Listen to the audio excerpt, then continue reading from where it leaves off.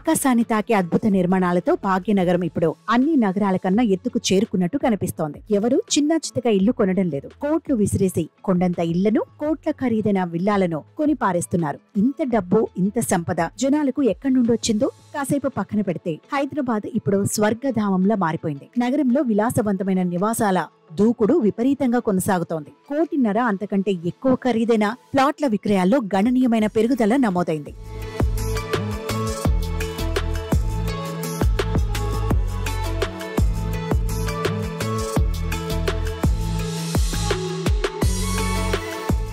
ఈ ఏడాది తొలి 6 నెలల్లో 8,205 ప్లాట్లు విక్రయించినట్లు జేఎల్ఎల్ ఇండియా నివేదికలో వెల్లడించింది. గత ఏడాదితో పోలిస్తే 17% వృద్ధి అని తెలిపింది. తొలి 6 నెలల్లో 2024లో 6,994 ఇళ్లు, 2023లో 6,223 యూనిట్లు విక్రయించినట్లు పేర్కొంది. ఐటీ కేంద్రంగా ఉన్న నగరంలో టెక్, ఫైనాన్స్, ఫార్మా రంగాల్లోనూ కొత్తగా ఉద్యోగ అవకాశాలు పెరుగుతున్నాయి. ఉపాధి రీత్యా కొత్తగా వచ్చిన వారు, స్థానికుల నుంచి గృహాలకు డిమాండ్ ఉంది.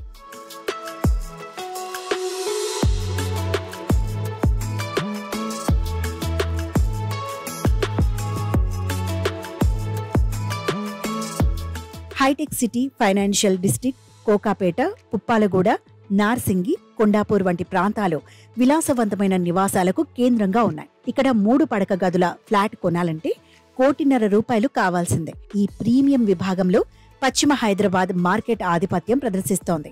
ఇది ఆర్థిక వృద్ధిని ప్రతిబింబిస్తోందని JLL India Hyderabad senior managing director Sandeep Patnaik అన్నారు.